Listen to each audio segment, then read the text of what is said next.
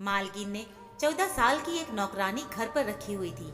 रात होती तो मेरी उस पर नीयत खराब होने लगती थी, मगर मालकिन के डर से चुप रहता था। मगर एक रात मालकिन घर पर नहीं थी। मैंने कमरे में अंधेरा किया और खामोशी से बेड पर जाकर लेट गया। थोड़ी देर बाद 14 साल की नौकरानी ने मेरे होश उड़ा दिए। मालकिन समझकर उसने, मैंने जब से होश संभाला था खुद को मालिक और मालकिन के घर पर नौकर ही पाया था। मेरे माँ बाप दोनों ही मालिक और मालकिन के बंगले में काम करते थे और वही क्वार्टर में ही रहते थे। इसलिए मेरा बचपन भी मालिक और मालकिन के बंगले में ही काम करते हुए गुजरा था। लेकिन फिर जब मैं बड़ा हुआ तो मैंने ड्राइविंग सीख ली, इसलिए मालकिन की गाड़ी मैं ड्राइव करता था। जब मैं 18 साल का हुआ तो माँ बाबा गांव में अपनी जमीन बेचने गए थे, लेकिन बस के हादसे से मेरे माँ बाप का देहांत हो गया। उस वक्त मैं बहुत रोया था क्योंकि मैं अकेला रह गया था। लेकिन मालिक ने मुझसे कहा कि तुम परेशान ना हो, हम हैं ना तुम्हारे। और सच बात तो यही है कि मैं मालिक और मालकिन को अपना ही समझता था। मालिक का रवैया तो मेरे साथ बहुत अच्छा था, लेकिन मालकिन बड़ी सख्त मिजाज की थी। उनकी आदत थी वो तमाम नौकरों पर बड़ी कड़ी नजर रखती थी। उन दोनों को अपनी तो कोई औलाद नहीं थी, इसलिए मालकिन सारा दिन नौकरों पर चीखती चिल्लाती नजर आती थी। छुट्टी वाले दिन जब मालिक घर पर होते तभी हमारी जान को कुछ सुकून होता था, क्योंकि वो मालकिन से कहते रहते थे, क्या तुम हर वक्त नौकरों पर चिल्लाती रहती हो? वो भी इंसान है, एक दिन की छुट्टी दे दिया करो। फिर वो हमें इशारे से कह देते कि जाओ ऐश करो, क्योंकि मालकिन का सारा गुस्सा मालिक की तरफ हो जाता था। वो कहती थी कि आपने ही सब नौकरों को सर पर चढ़ा रखा है, मैं ना होती तो घर का कबाड़ा बना देते आपके ये नौकर। मालिक का इशारा पाते ही हम सब खुशी खुशी घर से बाहर निकल गए थे। मेरे साथ माली और चौकीदार भी शामिल हो जाते थे। हम 3 लड़के सबसे पहले समुद्र जाते, खूब नहाते, एंजॉय करके 3-4 घंटे बाद ही वापस लौटते थे। मालिक मुस्कुराकर हमसे पूछते, क्यों, मजा आया? छुट्टी के दिन खूब एंजॉय किया ना? हमारे मालिक बड़े ही खुश मिजाज किस्म के व्यक्ति थे, लेकिन मालकिन का तो मिजाज हमेशा गुस्से का रहता था। वो घूर घूर कर हमें देखती रहती थी, कहती, कल तुम्हारा मालिक जरा ऑफिस तो जाए, फिर मैं तुम लोगों को सीधा कर दूंगी। बहरहाल वक्त ऐसे ही गुजर रहा था कि जब अचानक से मेरी जिंदगी में एक ऐसा तूफान आया कि सब कुछ उलट पलट कर होकर रह गया। मालकिन ने अपने कामों के लिए एक बड़ी खूबसूरत 14 साल की लड़की रखी थी। इत्तेफाक ये कि मैं और घर का मालिक और चौकीदार हम तीनों ही जवान थे और 18-20 साल के दरमियान हमारी उम्र थी। और ये वक्त ऐसा होता है कि इंसान अपनी जवानी में कदम रख रहा होता है और उसे कुछ चीजों में दिलचस्पी कुछ ज्यादा ही होती है। फिर वो लड़की तो बहुत ही खूबसूरत और हसीन थी। जब हम तीनों ने उस हुस्न परी को देखा तो हमारे तो होश ही उड़ गए थे। हम तीनों उस लड़की पर दिल हार बैठे थे, लेकिन मालकिन की घूरती नजर ने जैसे हमें होश की दुनिया में लौटाया था। वो चिल्लाकर हम पर बोली, ऐसे क्या देख रहे हो, निकलो यहाँ से बाहर। शर्म नहीं आती घर की बच्ची पर नजर रखते हुए? ये सुना था कि हम तीनों के तीनों घबरा कर रह गए। हमने कहा, नहीं नहीं मालकिन, ऐसी तो कोई बात नहीं है। डर कर हम तीनों घर से बाहर निकल गए। चौकीदार कहने लगा, यार मैंने आज तक कभी ऐसी खूबसूरत लड़की नहीं देखी। माली कहने लगा, सच कह रही हो, लड़की तो वाकई में बड़ी प्यारी है।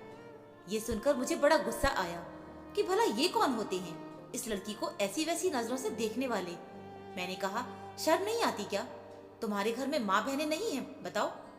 मालकिन को मैं तुम लोगों के बारे में बताऊंगा, मालकिन की नौकरानी के लिए कैसी कैसी बातें कर रहे हो। हालांकि मेरी भी उस लड़की पर नीयत अच्छी नहीं थी, लेकिन मैं ये जाहिर नहीं करना चाहता था कि मैं उसे किस नजरों से देख रहा था। चौकीदार और माली मेरी इस बात पर बुरा मानकर मुंह बनाकर अपने अपने कामों में लग गए, लेकिन मेरी आंखों में तो उस लड़की का चेहरा ही समा चुका था। फिर मेरा कोई खास काम भी ना था। मालकिन ने अगर कहीं जाना होता तभी मैं गाड़ी लेकर बाहर जाता था या फिर घर के अंदर छोटा मोटा काम कर लेता। मैंने सोचा कि चलो, मुझे तो वैसे भी घर के अंदर जाने की खुली इजाजत है, इसलिए बहाने से इस लड़की से दोस्ती बढ़ाता हूँ। दोपहर का वक्त था और मैं जानता था कि इस वक्त मालकिन सो जाती है। मेरी मालकिन दोपहर को जरूर सोती थी और शाम को ही उठती थी। मैं लॉन्ज में आया तो वो 14 साल की नौकरानी बड़े गुस्से से रौब जमाते हुए एक नौकरानी से सफाई करवा रही थी। कहने लगी, मुझे मालकिन ने कहा है कि अच्छे से ध्यान रखना, इसीलिए खबरदार जो तुमने सफाई में जरा भी सुस्ती करने की कोशिश की, अच्छी तरह से घर को चमकाओ। वो लड़की तो शायद उम्र में 14 साल की थी। इस वक्त मुझे मालकिन की हूबहू कॉपी लग रही थी। जैसे ही इस लड़की की मुझ पर नजर पड़ी तो अपने इशारे में पूछने लगी, तुम यहाँ क्या कर रहे हो? इस लड़की के इशारे से लग रहा था कि वो मेरे आने की वजह पूछ रही है। मैंने कहा, जी अगर आपको कोई काम हो तो बता दो, दिन के वक्त में घर के छोटे मोटे काम भी कर लेता हूँ। मालकिन सो रही है, इसीलिए मेरी बात सुनकर वो कहने लगी, अच्छा अच्छा ठीक है, आओ मेरे साथ। ये कहकर वो मुझे किचन में ले गई। पूरा सिंक बर्तनों से भरा पड़ा था। कहने लगी, ऐसा करो पहले ये बर्तन धो लो। फिर उसने टेबल की तरफ इशारा किया जो किचन में पड़ा था, जिस पर कच्ची सब्जियां पड़ी थीं। कहने लगी, फिर इन सब्जियों को काटना।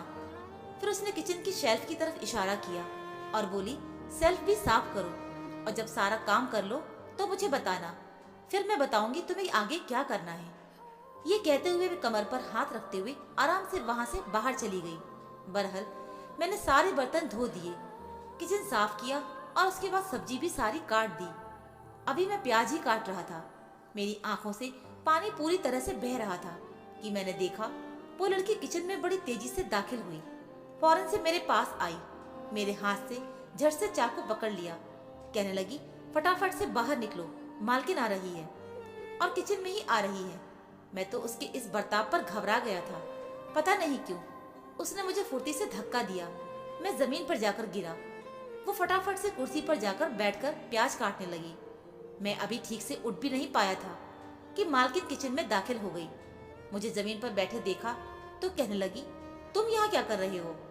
मैंने तुमसे कहा था ना कि बाहर जाकर बैठो। मैं अभी कहने ही वाला था कि मैं तो सब्जी काट रहा था। उस लड़की ने मुझे बोलने का मौका ही नहीं दिया। इससे पहले कि मैं कुछ बताता, वो लड़की कहने लगी, मालकिन मैं तो कब से इस शख्स के कह रही हूँ कि तुम यहाँ पर क्यों फिजूल में बैठे हुए हो, जाओ बाहर जाकर देखो। लेकिन ये तो मेरे सर पर ही सवार है। कहने लगा, अच्छे तरीके से काम करो, मैं ये देखूंगा कि तुम काम कैसे करती हो। फिर कमर पर हाथ रखकर कहने लगी, मैंने अभी अभी सारे बर्तन धोए हैं और अब सब्जी काट रही हूँ और ये बैठा यहाँ पर देख रहा है कि मैं काम ठीक से कर रही हूँ कि नहीं। मैं तो उस लड़की की शक्ल देखता ही रह गया था। अपने हिस्से के सारे काम वो मुझसे करवाकर मालकिन के सामने यूं जाहिर कर रही थी जैसे कि सब कुछ उसने ही किया हो, जबकि सारा काम मैंने ही किया था और नाम अपना ले लिया। मैं बेफिजूल बैठा हूँ, मालकिन से ही इल्जाम लगा दिया। मैंने कहा, नहीं नहीं मालकिन, ये लड़की तो। अभी बात मेरे मुंह में ही थी कि मालकिन कहने लगी, तुम कौन होते हो इस लड़की पर रौब जमाने वाले? आइंदा से अगर मैंने तुम्हें इस वक्त घर के अंदर देखा जिस वक्त ये लड़की काम कर रही होती है, तो देखो मैं तुम्हारा क्या हश्र करती हूँ। ये कहकर मालकिन ने मेरा कान पकड़ा और बुरी तरह से मरोड़ दिया। कहने लगी, निकलो घर से बाहर। मैं बाहर चला गया। माली अपना काम करके शाम को वापस चला जाता था। चौकीदार की ड्यूटी थी कि दरवाजे पर बैठा रहता था। बस एक मैं था कि घर के अंदर बाहर मेरे चक्कर लगते ही रहते थे। एक बार मालिक ने मुझे रात को किसी काम से बुलाया तो मैं हैरान रह गया, क्योंकि मालिक आज गेस्ट रूम में ही सो रहे थे। मैंने वजह पूछी तो कहने लगे, तुम्हारी मालकिन के साथ वो लड़की सोया करेगी। मैंने कहा, भला क्यों मालिक? तो मालिक ने ठंडी गहरी सांस ली और कहने लगे, तुम्हें तो पता है कि तुम्हारी मालकिन की ही इस घर में चलती है, भला मेरी क्या हैसियत है? मालिक उदास सा मुंह बनाकर बोले। मैं मालिक के कहने पर दूध का गिलास देने गया था। जब वापस लौटा तो देखा कि मालकिन की कमरे से बातें करने की आवाज आ रही थी। न जाने मुझे क्या सूझी कि मैं मालकिन के कमरे के बाहर खड़ा होकर कान लगाकर बातें सुनने लगा। लेकिन जो बातें मैंने सुनी तो मेरे होश छुड़ाने के लिए काफी थी। मैं वहां से वापस अपने क्वार्टर में आ गया। मुझे लगा कि जो कुछ मैंने सुना है, हो सकता है कि जैसा मैं सोच रहा हूँ बात वो ना हो, लेकिन इस लड़की का मालकिन के कमरे में सोना मेरी समझ से बाहर था। हालांकि इस लड़की का रवैया मेरे साथ कुछ खास अच्छा नहीं था, लेकिन फिर भी मैं इस पर अपना दिल हार बैठा था। लेकिन दिन भर तो मालकिन की कड़ी से कड़ी नजर मुझ पर होती थी। सोच रहा था कि किस तरह इस लड़की से बात की जाए, क्योंकि रात को मालकिन इसे अपने कमरे में सुलाती थी। मैं बार बार ऐसा मौका ढूंढता था कि जिससे मेरी इस लड़की से बात हो जाए, लेकिन मैं जानता था कि मालकिन ऐसा होने नहीं देगी। एक बार मुझे इस लड़की से बात करने का मौका मिल गया। मालकिन दोपहर को सो रही थी। मैं चुपके से लॉन्ज में आया। सभी नौकर इस वक्त काम करके अपने घर जा चुके थे। वो लड़की किचन में फोन पर किसी से बात कर रही थी। मैं धीरे से चलता हुआ किचन में आ गया। उसके बिल्कुल पास आकर खड़ा हो गया। वो शायद अपनी माँ से बात कर रही थी। कहने लगी, सब बहुत अच्छे हैं, मेरा बहुत ख्याल रखते हैं, आप मेरे लिए परेशान ना हो। इस वक्त इस लड़की का लहजा बहुत ही धीमा सा था। वो बड़े मीठे लहजे में बात कर रही थी। उसकी आवाज मेरे कानों में रस घोल रही थी। फोन बंद करके जैसे ही वो पलटी, मुझसे टकराते टकराते बची। मैं भी बौखलाकर रह गया। मुझे अपने पास में खड़ा देखकर वो कहने लगी, तुम यहाँ क्या कर रहे हो? मैंने कहा, थोड़ा धीरे बोलो, मालकिन उठ जाएगी। मैंने कहा, मुझे तुमसे कुछ बात करनी है। उसने तो आस्तीन चढ़ाकर कमर पर हाथ रखा, जैसे कि लड़ने के लिए तैयार है। मैंने सोचा कि लगे हाथ मुझे अपनी मोहब्बत का इजहार कर देना चाहिए। मैंने उसे कहा कि तुम मुझे अच्छी लगती हो, मैं तुमसे मोहब्बत करने लगा हूँ। ये सुनते ही उसने एक जोरदार थप्पड़ मेरे मुंह पर मार दिया। मुझे उससे ऐसी उम्मीद हरगिज भी नहीं थी। वो मुझसे बड़ा गलत लहजे में बोली, शर्म नहीं आती? तुमने आईने में अपनी शक्ल देखी है? इतने में उसका तेज लहजा सुनकर मालकिन भी किचन में आ गई। वो मालकिन को मेरी बात बताने लगी। इसके बाद तो मालकिन ने आओ देखा न ताव और मुझ पर डंडे बरसाने लगी। कहने लगी, तुम्हारी हिम्मत कैसे हुई ऐसी बात करने की? मैंने ऐसी कोई गलत बात भी नहीं की थी, सिर्फ अपनी मोहब्बत का इजहार ही तो किया था।